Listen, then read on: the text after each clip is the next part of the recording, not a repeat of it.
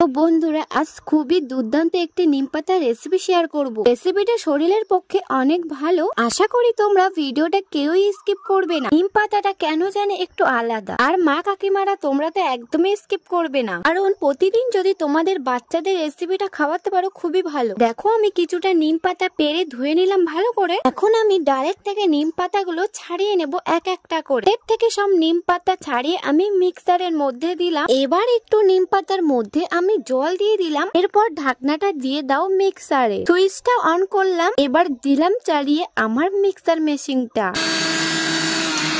দেখো, পুরো রেডি হয়ে গেছে। এখন তোমাদের দাদা ভাই মিক্সারের মধ্যে রসটা বের করে দিল গ্লাসে। কি সুন্দর দেখাচ্ছে বলো নিম পাতার রসটা। এবার ওর মধ্যে একটু হলুদ দিয়ে দিল। পরিমাণ মতন হলুদের গুঁড়ো দিয়ে ভালোভাবে মিশিয়ে নিতে হবে। তাহলে কমপ্লিট হলো নিম পাতার রসের ভিডিওটা। এখন এই নিম পাতার রসটা তোমাদের দাদা ভাইকে খাওয়ানো হলো। আরে বেচারিটা কি কষ্ট করে খেলো নিম পাতার রসটা। প্রথমত এটা কোনো রেসিপি ছিল না। এই নিম পাতার রসটা খাওয়ানোর জন্য তোমাদের দাদা ভাইকে আমাকে মিথ্যে কথা বলতে হলো, নাহলে রসটা কিছু মতেই খেত না। এমনিতে নিম পাতার রস খাওয়া খুবই ভালো। ওরাও বানিয়ে ফেলো নিম পাতার দুর্দান্ত রেসিপিটা। কত বুদ্ধি করে নিম পাতার রসটা তোমাদের দাদা ভাইয়ের খাওয়ালাম।